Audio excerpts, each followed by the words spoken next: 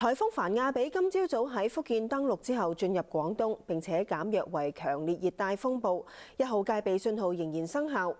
喺中午12點，凡亞比集結喺香港東北偏東，大約300公里，橫過廣東內陸，進一步接近香港。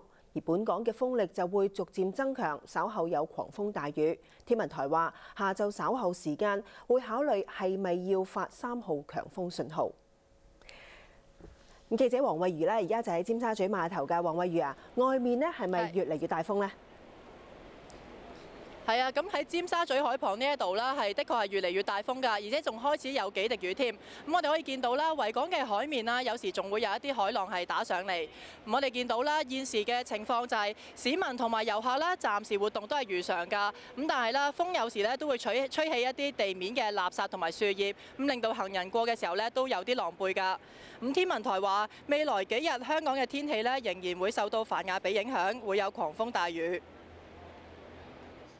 今日嗰個風力會逐漸增強啦，而稍後咧會有狂風同大雨嘅。咁隨住凡亞比逐漸接近啦，咁天文台會喺今日下午嘅稍後咧考慮是否需要發出強風信號嘅。至於未來幾日嘅天氣咧，仍然都會受到凡亞比嘅環流啦同埋雨帶影響嘅。咁主要都係多雲同埋有雨嘅。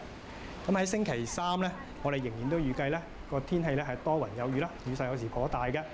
咁而星期四咧，仍然都係多雲間中有雨嘅。